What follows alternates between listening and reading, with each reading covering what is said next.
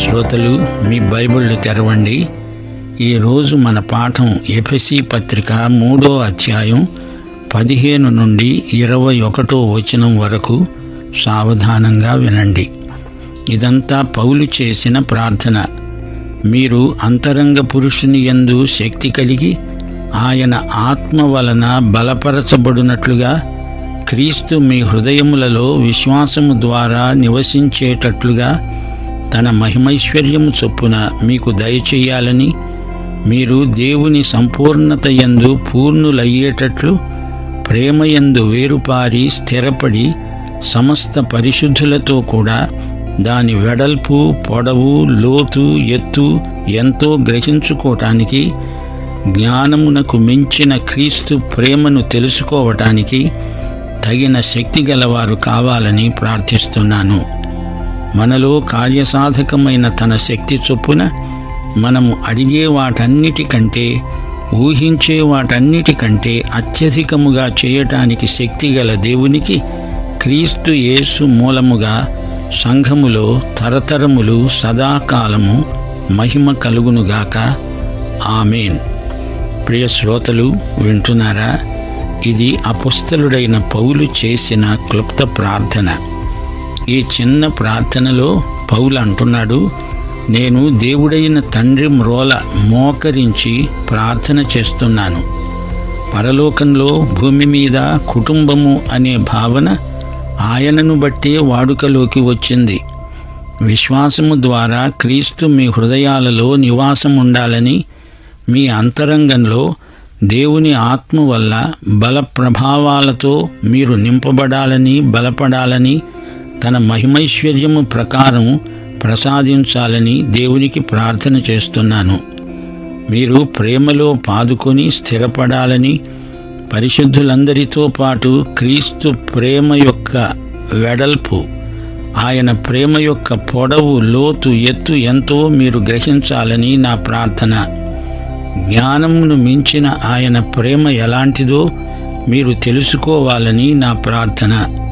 మీరు దేవునితో పూర్తిగా నిండిపోయిన వారు కావాలని నా ప్రార్థన. ఆయన బలప్రభావాలు మనలో పనిచేస్తున్నాయి. మనం అడిగే వాటికంటే, ఆలోచించే వాటికంటే ఆయన ఎంతో ఎక్కువగా చేయగలడు. సంఘమందు, క్రీస్తు యేసునందు తరతరాలకు యుగయుగాలకు మహిమ కలుగునుగాక. ఇది పౌలు చేసిన గొప్ప ప్రార్థన. దేవుని కుటుంబం ఎంతో మహిమాన్వితమైనది. కృపలతో నిండిన ప్రేమ కుటుంబం. దేవుని కుటుంబాలు స్థానిక సంఘాలు. సార్వత్రిక సంఘమంతా కలిసి ఒకే దేవుని కుటుంబం అవుతున్నది. కుటుంబానికి శిరస్సు యేసు. కుటుంబం తండ్రిని బట్టే కుటుంబమని పిలువబడుతోంది. కుటుంబ భావన మాతృక దేవుడే. ఈ సార్వత్రిక సంఘంలో అందరూ పరిశుద్ధులు. పరిశుద్ధత యేసు రక్తం వల్ల కలిగింది. ఏదో ఒక శాఖకు దేవుని కుటుంబం పరిమితం కాదు.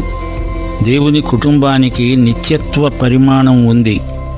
సంఘం ఉనికిలోకి రాకముందు దేవుడు రక్షించిన వారు, సంఘం ఎత్తబడిన తరువాత రక్షించబడబోయేవారు అందరూ కలిసి దేవుని కుటుంబం.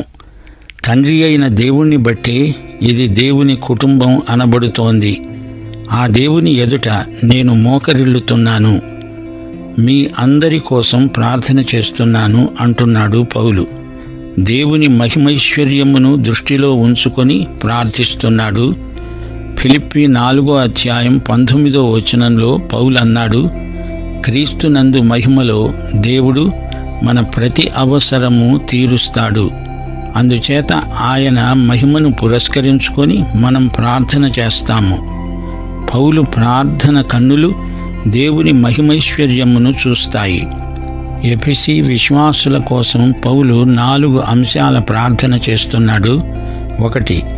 అంతరంగ పురుషుని యందు శక్తి కలిగి ఆయన ఆత్మ వలన బలపరచబడాలి. అంతరంగ పురుషుడు శక్తి పొందాలి. పరిశుద్ధాత్మే బలపరుస్తాడు. విశ్వాసికి ఆధ్యాత్మిక స్వభావం ఉంది. ప్రార్థన ఎంతో అవసరం. అంతరంగానికి బహిరంగానికి ప్రార్థన లేనిదే ఏదీ కార్యసాధకం కాదు. కొందరు ఆంతరంగిక వ్యక్తిని నిర్లక్ష్యం చేసి బలహీనులవుతారు. బాహ్య పురుషుణ్ణి బలపరుచుకుంటారు. పౌలు అంతరంగ పురుషుడు బలపడాలని ఎంతగానో ప్రార్థన చేస్తున్నాడు. బాహ్య పురుషుడు కృషించవచ్చు గాని అంతరంగ పురుషుడు ఎడతెగక బలపడుతూనే ఉండాలి. ఆధ్యాత్మిక అంతఃశీలం బలం పుంజుకోవాలి. కృపలో నిరంతరము ఎదుగుతూనే ఉండాలి. అభివృద్ధి స్తంభించిపోకూడదు. అంతరంగం పరిపక్వత దిశగా ఎదగాలి. ఈ పని మనలో పరిశుద్ధాత్మే జరిగిస్తాడు. బాహ్య పురుషుడి కోసం మనం సహజంగా ఎక్కువ ప్రార్థిస్తాము. భౌతికమైన బాహిరమైన అక్కరలు మనకెన్నో ఉంటాయి. పౌలు కూడా 3 సార్లు తన శరీరంలోని ముళ్ళు తొలగిపోవాలని ఎంతో ప్రార్థించాడు. దేవుడు తొలగించగలడు గాని పౌలు ముళ్ళును దేవుడు తొలగించలేదు. ఆధ్యాత్మిక పురుషుడు అంతరంగ పురుషుడు బలహీనం కాకూడదు. విశ్వాసికి శక్తిని, జీవమును, ఎదుగుదలను, పరిపక్వతను అనుగ్రహించేవాడు పరిశుద్ధాత్మే. ఇక రెండో ప్రార్థనాంశం, విశ్వాసము ద్వారా క్రీస్తు వారి హృదయాలలో నివసించాలని పౌలు ప్రార్థిస్తున్నాడు. అనగా హృదయంలో క్రీస్తు ఆలోచనలే నిండిపోవాలి. యేసు నీలో, నీవు యేసులో అనే ఆధ్యాత్మిక సూత్రం నీలో ప్రవర్తిల్లాలి. గలతీ పత్రిక 2వ అధ్యాయం 20వ వచనంలో పౌలన్నాడు, క్రీస్తే నాయందు జీవిస్తున్నాడు. క్రీస్తునందు అనే స్థితి మన పరిస్థితులకు అతీతమైనది. ఈ పత్రిక సారాంశమంతా క్రీస్తునందు అనే మాటలో ఇమిడి ఉంది. నేను క్రీస్తునందు ఉండడం మాత్రమే కాదు, క్రీస్తు నాయందు జీవిస్తున్నాడు. క్రీస్తునందు ఉన్న స్థితి, క్రీస్తు నాయందు అన్నప్పుడు ఆయనకు చెంది ఉన్నాను అనే నిశ్చయత. 2 కొరింథీ 13వ అధ్యాయం 5వ వచనంలో పౌలు ఈ విషయంలో మనకు ఒక సవాలు విసురుతున్నాడు. మీరు విశ్వాసము గలవారై ఉన్నారో లేదో మిమ్మును మీరే శోధించుకొని చూసుకోండి. మిమ్ములను మీరే పరీక్షించుకొనండి. మీరు భ్రష్టులు కాని ఎడల యేసుక్రీస్తు మీలో ఉన్నాడని మిమ్మును గూర్చి మీరే ఎరుగరా? యేసుక్రీస్తు మనలో తాత్కాలికంగా ఉండడానికి రాలేదు. ఆయన మనలో ఎల్లకాలము ఉండాలని వచ్చాడు. మనలో అనగా వ్యక్తిగతంగా నాలో, నీలో యేసు ఉండేటట్లు చేసినవాడు పరిశుద్ధాత్మ. యోహాను సువార్త 15వ అధ్యాయం 5వ వచనం, నేను ద్రాక్షవల్లిని, మీరు తీగలు. ఎవడు నా యందు నిలిచి ఉంటాడో, నేను ఎవని యందు నిలిచి ఉంటానో వాడు బహుగా ఫలిస్తాడు. నాకు వేరుగా ఉండి మీరేమీ చెయ్యలేరు. ఇక 3వ ప్రార్థనాంశం, మీరు ప్రేమయందు వేరుపారి స్థిరపడాలి. వేరుపారడం అనే మాట వృక్షశాస్త్రానికి సంబంధించింది. స్థిరపడాలి. మీకు స్థిరమైన ఆధారం ఉంది. దాని మీద నిశ్చలంగా నిలిచి ఉండాలి. విశ్వాసులైన పరిశుద్ధులందరికీ ఇది వర్తిస్తుంది. జ్ఞానమును మించిన క్రీస్తు ప్రేమ, దేవుని ప్రేమ, క్రీస్తు ప్రేమ వైశాల్యము అపరిమితమైనది. ఆయన ప్రేమ యొక్క ఘనపరిమాణం మితులకు అతీతమైనది. జ్ఞానమునకు కొలతలకు మించిన దేవుని ప్రేమ. క్రీస్తునందలి దేవుని ప్రేమకు అవధులు లేవు, హద్దులు లేవు, ఎల్లలు లేవు, పొలిమేరలు లేవు. విశ్వాసి జీవితంలోని అతీతమైన ప్రేమ బాహుళ్యం. ఇది ఎంత అని ఎవరు కొలువగలరు? దీనికి ఖరీదు కట్టగల షరాబు ఎవరు? ప్రేమ వెడల్పెంత? ఆయన 2 చేతులు చాచి నిన్ను రమ్మని పిలుస్తున్నాడు. ఆయన చేతులు లోకమంతటినీ కౌగిలించుకోగలవు. యోహాను సువార్త 10వ అధ్యాయం 9వ వచనం, ప్రభు అన్నాడు, నేనే ద్వారమును. నా ద్వారా ఎవడైనా లోపల ప్రవేశించిన ఎడల వాడు రక్షించబడినవాడు. యోహాను సువార్త 6వ అధ్యాయం 37వ వచనం, నా వద్దకు వచ్చిన వాణ్ణి నేనెంత మాత్రము బయటికి తోసివేయను. ఆయన ప్రేమ పొడవు ఎంత అంటారా? జగత్తు పునాదికి ముందే దేవుని గొర్రెపిల్ల మనందరి కోసం వధించబడింది. ఈ గొర్రెపిల్ల బలి ప్రభావం యుగాంతం వరకు, ఆ తరువాత నిత్యత్వంలోకి కొనసాగుతుంది. ఈ ప్రేమ లోతెంత? యేసు శిలువ మరణమే ఈ ప్రశ్నకు జవాబు. ఫిలిప్పీ పత్రిక 2వ అధ్యాయం 8వ వచనం, ఆయన ఆకారమందు మనుష్యుడుగా కనబడి మరణము పొందేటంతగా, అనగా శిలువ మరణము పొందేటంతగా విధేయత గలవాడై తనను తాను తగ్గించుకున్నాడు. ఇక యేసు ప్రేమ యొక్క ఎత్తు ఎంత? ఫిలిప్పీ పత్రిక 2వ అధ్యాయం 6వ వచనం, ఈ ఎత్తు దేవుని సింహాసనమంత ఎత్తయింది. ఆయన దేవుని స్వరూపము గలవాడై ఉండి దేవునితో సమానముగా ఉండడము విడిచిపెట్టకూడని భాగ్యమని ఎంచుకొనలేదు. క్రీస్తు ప్రేమ యొక్క లోతుల్లోకి మనల్ని పరిశుద్ధాత్మే నడిపించగలడు. ఈ అనుభూతి సహజాతీతమైనది, మానవ బుద్ధికి జ్ఞానానికి అతీతమైనది. పరిశుద్ధాత్మే మనల్ని ఎత్తుకు లోతుకు నడిపించడానికి సిద్ధంగా ఉన్నాడు. ఇక 4వ ప్రార్థనాంశం, ఇది అనుభవాలన్నిటిలోకి పరాకాష్ఠ. మీరు దేవుని సంపూర్ణత యందు పూర్ణులవ్వాలి. క్రీస్తునందు దేవుని సంపూర్ణత ఉన్నది. క్రీస్తు ప్రేమను మనం అనుభవించిన కొలది అదే అనుపాతంలో దేవుని యొక్క, క్రీస్తు యొక్క సంపూర్ణతలో నింపబడుతూ ఉంటాము. ఈ అధ్యాయం ముగింపులో పౌలు స్తుతివాక్యం పలుకుతున్నాడు. దాని తరువాత ఆశీర్వాదం. దీనితో పౌలు ప్రార్థన ముగిసింది. క్రీస్తు యేసు మూలముగా సంఘములో తరతరములు సదాకాలము మహిమ కలుగునుగాక. ఆమేన్. ఈ సందర్భంలో పౌలు ఒక మాట అన్నాడు, మనలోని శక్తి ఎంతైనా కార్యసాధకమైనది. అడిగిన దానికంటే, ఊహించిన దానికంటే దేవుడు అత్యధికముగా చేయగలడు. మనం అడుగుతాము, ఊహిస్తాము, గాని దేవుని కార్యములు మన మనవులను, ఊహలను అధిగమించి జరుగుతాయి. ఈ పత్రికలోని సైద్ధాంతిక విభాగం ఇంతటితో ముగిసింది. దేవుడిచ్చే ఆధ్యాత్మిక వరములు, వనరులు ఊహాతీతమైనవి. మన ఊహలు సైతం ఆయన సమృద్ధిని, వాటి అంచును సైతం స్పృశించలేవు. దేవునికి స్తోత్రం. పౌలు చేసిన ప్రార్థనలో, ఆయన పలికిన మాటల్లో ఆధ్యాత్మిక పాఠాలెన్నో మనం నేర్చుకున్నాము. ఈ ప్రార్థనలో పౌలు చూచిన దర్శనం ఎంతో గంభీరమైంది. దేవుని ప్రేమను గురించిన దర్శనం, దేవుని శక్తిని గురించిన దర్శనమిది. ఎఫెసీ పత్రిక 2వ అధ్యాయం 21వ వచనంలోని పూర్తి కట్టడాన్ని చూడండి. ప్రతి కట్టడము ఆయనలో చక్కగా అమర్చబడి ప్రభువునందు పరిశుద్ధమైన దేవాలయం అవటానికి వృద్ధి పొందుతున్నది. 3వ అధ్యాయం 15వ వచనంలో పూర్తి కుటుంబాన్ని చూడండి. దేవుని సంపూర్ణత యందు మీరు పూర్ణులవ్వండి. 4వ అధ్యాయం 16వ వచనంలో పూర్తి శరీరాన్ని చూడండి. ఆయనే శిరస్సు.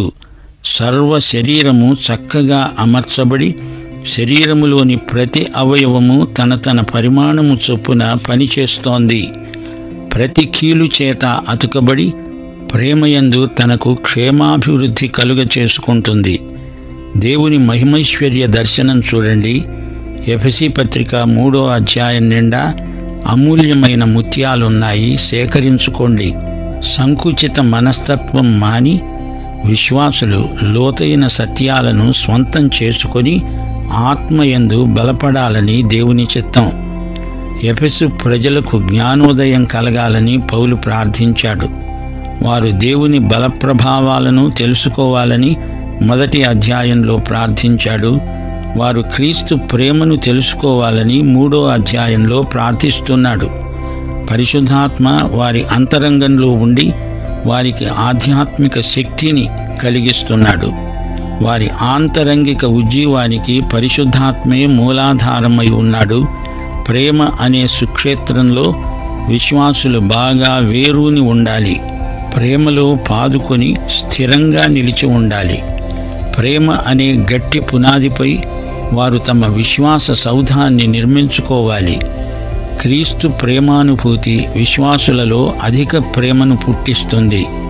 క్రీస్తు ప్రేమ ఈ భూమి కంటే వెడల్పైనది, కొలిచి చూడలేనంత పొడవైనది.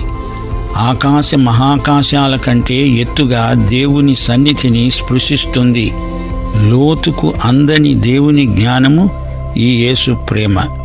దేవుని ఆత్మ అనగా పరిశుద్ధాత్మ మన అంతరాత్మను ఉజ్జీవపరుస్తాడు.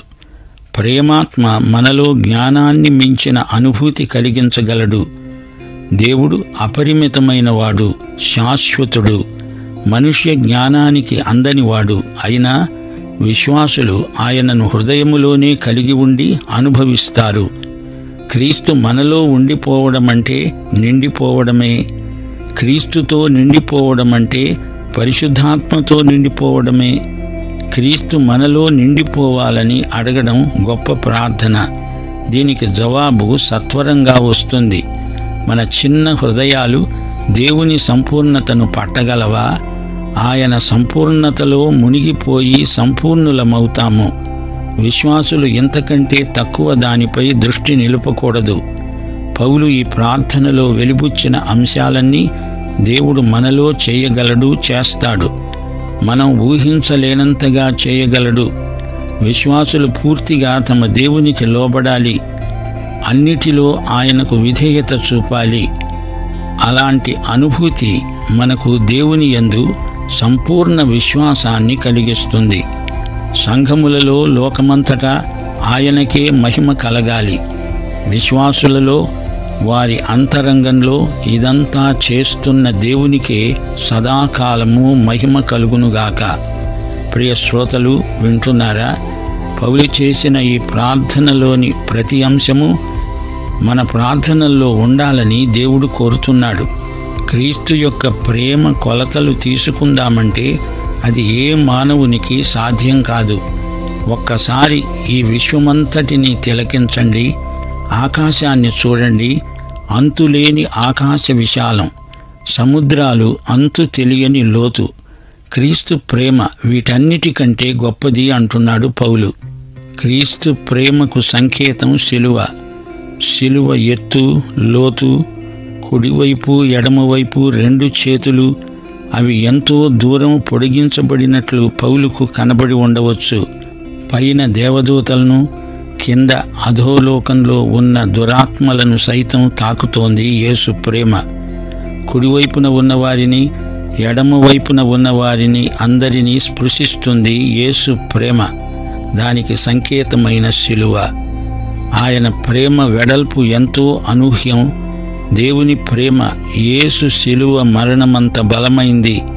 ఈ రోజు వరకు కూడా ఆయన మనందరి కోసం విజ్ఞాపన చేసే శాశ్వత ప్రధాన యాజకుడు. ఆయన తన ద్వారా దేవుని వద్దకు వచ్చే వారి పక్షమున విజ్ఞాపనము చేయడానికి నిరంతరము జీవిస్తున్నాడు. గనుక వారిని సంపూర్ణముగా రక్షించడానికి శక్తిమంతుడై ఉన్నాడు. క్రీస్తు ప్రేమ స్పృశించని మానవతా విభాగమంటూ ఉండదు. ఈ ప్రేమను మనం ఎలా అనుభవించగలము అనే ప్రశ్నకు జవాబే ఈ ఎఫెసీ పత్రిక సందేశం. దేవుడు ప్రత్యేకించుకున్నవారు, పరిశుద్ధపరిచిన వారున్నారు. వారి ద్వారా దేవుని ప్రేమ వెల్లడి అవుతుంది. వారి నోట దేవుని ప్రేమ సందేశం వెల్లడి అవుతుంది. దేవుని బిడ్డలు ఒంటరిగా ఉండరు. దేవునితో, దేవుని ప్రజలతో సహవాసంలో ఉంటారు. పరలోకానికి ఎవరూ ఒంటరిగా వెళ్ళరు. సంఘ సహవాసంలో మనము దేవుని ప్రేమను రుచి చూస్తాము. క్రీస్తునందు, సంఘమందు దేవుడు మన పట్ల ఊహాతీతమైన, వర్ణనాతీతమైన అద్భుతాలు చేస్తాడు. ఆయనకే సదాకాలము మహిమ. ఈ పాఠం ముగింపులో సంఘము యొక్క విశిష్టత, ఉపమాన రూపకమైన చిత్రణ మరొకసారి మననం చేసుకుందాము. ఈ లోకమంతా దేవుని చిత్తానికి వ్యతిరేకంగా కనిపిస్తోంది. జాతుల మధ్య వైరుధ్యం, జాతి వెలివిధానం ఈ లోకంలో ప్రవర్తిల్లుతున్నాయి. ఇది చూచి దేవుడెంతో బాధపడుతున్నాడు. విద్వేషాలు, కక్షలు, కావేశాలు పెచ్చరిల్లిపోతున్నాయి. మనిషికి మనిషికి పడదు. పోరాటాలు, యుద్ధాలు. మనిషి గుండెలో అంతఃసంఘర్షణ. క్రీస్తునందు వివిధ జాతులన్నీ ఒకటి కావాలి. అది దేవుని చిత్తం. దేవుని సార్వత్రిక సంకల్పం నెరవేరాలి అంటే సంఘం భూదిగంతాల వరకు క్రీస్తు ప్రేమను ప్రకటించాలి. క్రీస్తు ప్రేమను, కనికరాన్ని బోధించాలి. సంఘ బిడ్డలంతా సమైక్యం కావాలి. పరస్పర సహవాసంలో క్రీస్తు యొక్క అపార ప్రేమను అనుభవించిన వారై ఉండాలి. ప్రియ శ్రోతలు వింటున్నారా? ఈ పాఠంలో పౌలు మనకు ఒక గొప్ప క్రైస్తవ నాయకుడుగా కనిపిస్తున్నాడు. నాయకులు బోధిస్తారు, నేర్పుతారు, అంతేకాదు ప్రార్థిస్తారు. పౌలు ఎలా ప్రార్థించాడో చూచారుగా. క్రైస్తవంలోని ప్రత్యేకత ఇదే. బాహిరమైన ఆజ్ఞలు కాదు, విధులు కాదు. క్రైస్తవ నాయకుని లోపల ఉన్న అంతర్గతమైన ఆత్మశక్తి అమోఘమైనది. విశ్వాసమనే ద్వారం మనం తెరిస్తే క్రీస్తు లోపలికి వస్తారు అందరూ. హృదయంలోకి వచ్చి అక్కడే నివాసం ఉంటాడు ప్రభు. ఆయన తన స్వభావాన్ని నీ మనస్సు మీద ముద్రిస్తాడు. నీ చిత్తము, నీ ఉద్రేకాలు అన్నీ ఆయన మనస్సు చేత ప్రభావితమవుతాయి. క్రైస్తవ నాయకుడి అంతరంగ పురుషుడే అతని సౌశీల్యం. నాయకుల ఆధ్యాత్మిక వ్యక్తిత్వం బలపడాలని పౌలు ప్రార్థించాడు. 19వ వచనంలో పౌలు చెప్పిన మాట ఎంతో అమూల్యమైనది. జ్ఞానమునకు మించిన క్రీస్తు ప్రేమను తెలుసుకోవడానికి తగిన శక్తి గలవారు కావాలని పౌలు ప్రార్థించాడు. మీరు దేవుని సంపూర్ణత యందు పూర్ణులవ్వాలి. క్రీస్తునందు సంపూర్ణత ఉంది. ఆయన పరిపూర్ణతలో నుండి మనము కృప వెంబడి కృపను పొందాము. క్రీస్తునందు ఎందులోనూ వెలితి లేదు. ఆత్మ సంబంధమైన ఆశీర్వాదాలతో పూర్తిగా నిండిపోయినవాడు యేసుక్రీస్తు. ఆయన మహాసంపూర్ణతతో మనమందరము పూర్ణులము. ఆయన సమృద్ధిలో మనకు వృద్ధి. ప్లెరోమా అనే గ్రీకు పదానికి సంపూర్ణత, పరిపూర్ణత, నిండుదనం అనే అర్థాలున్నాయి. యేసు సంపూర్ణత సర్వతోముఖమైనది. వివిధమైన ఆశీర్వాదాల సమృద్ధి. అందులో అందమైన వైవిధ్యం ఉంది. ఆయన యందే ఆశీర్వాదాల వనరులు గుప్తమై ఉన్నాయి. దేవుని గూర్చిన మానసిక జ్ఞానం కాదు, అనుభవ జ్ఞానం దేవుని బిడ్డల ప్రత్యేకత. ప్రియ శ్రోత, నీవు ఈ యేసుక్రీస్తును నీ స్వకీయ రక్షకుడుగా ఎరుగుదువా? ఆయన శరీరంలో నీ స్థానమేదో నీవు గుర్తించావా? అయితే ఈ పాఠం నీకోసమే. పాఠం ఇంతటితో సమాప్తం. మన ప్రభువైన యేసుక్రీస్తు వారి దివ్య కృప, తండ్రి అయిన దేవుని ప్రేమ, పరిశుద్ధాత్మ యొక్క అన్యోన్య సహవాసము మనకు సదాకాలము తోడై ఉండునుగాక. ఆమేన్.